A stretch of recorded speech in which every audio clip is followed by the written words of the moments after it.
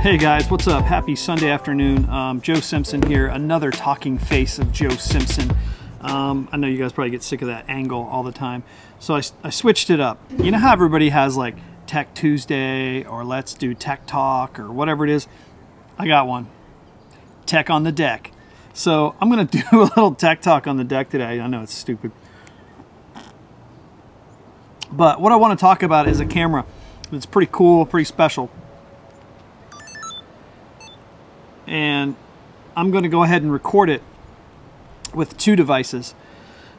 So I'm recording with two cameras here today. I'm using the FDR X3000 Sony, and I'm using the Canon SL2.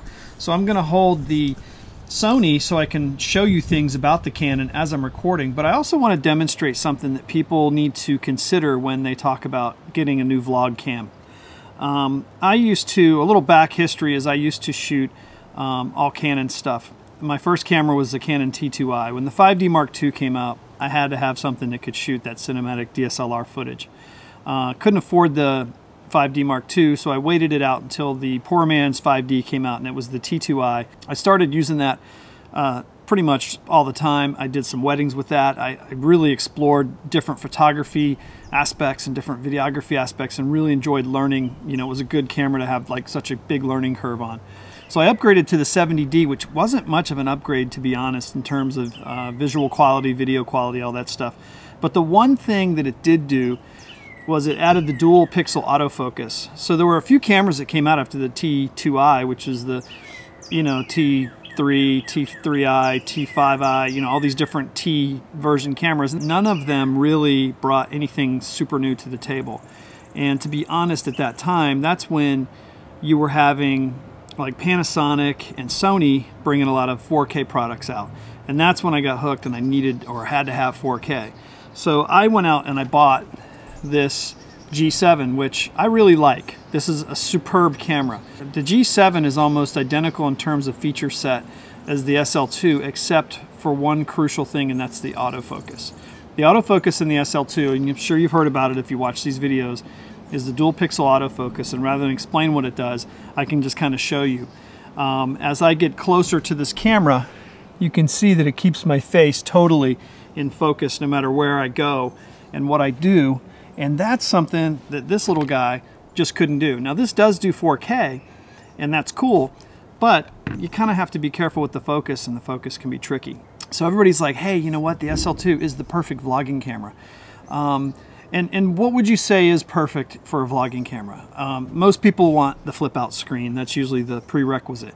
And then most people want something that's light and easy to carry. They need something that's really snappy on the focus.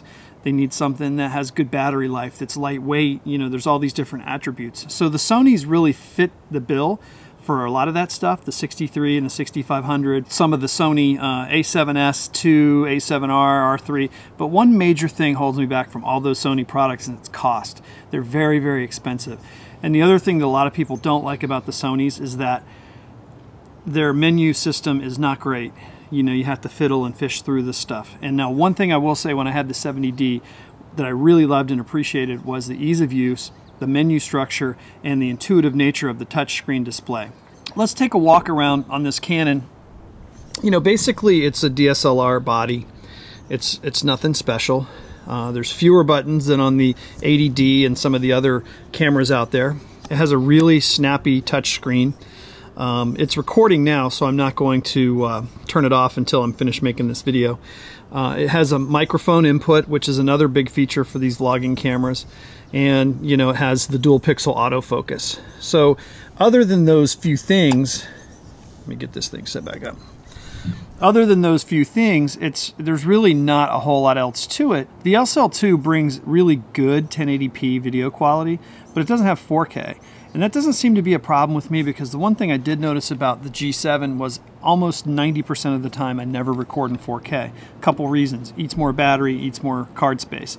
So usually when I'm using the G7, I'm just shooting straight up 1080p, and I'm having to lock focus and hold it and stay in one position and not move, whereas this camera I can move around. I can show you the Sony, once I block my face, maybe. Yeah, I can show you my Sony, and it will autofocus on my Sony, and then it'll go back and find my face, and then it'll come back and hit my Sony. It's not going fast because it has face detect, and it's wanting to get my face instead of this Sony camera, but it will eventually find the Sony and focus in really quickly, and I'm not touching the camera, so that's really nice. But before you buy the SL2, it's a great camera. It's perfect. You know, it's for me, it's the perfect walk-around camera. I think this will be the one I keep for a long, long time. But you don't have to spend even that much for the SL2. I got this camera right here. It's the Sony FDR X3000 for $398. I got a 128 gig card, which gives me 5 hours. I got 2 extra batteries for $27. There's no extra lenses. There's no extra stuff.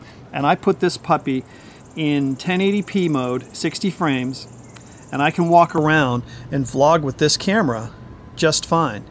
Matter of fact, I prefer it in my car and when I'm walking around, even over the SL2. Now the SL2 brings something that I didn't have with the G7 now, is the autofocus, and that's nice because now I can walk and not have to worry too much about it.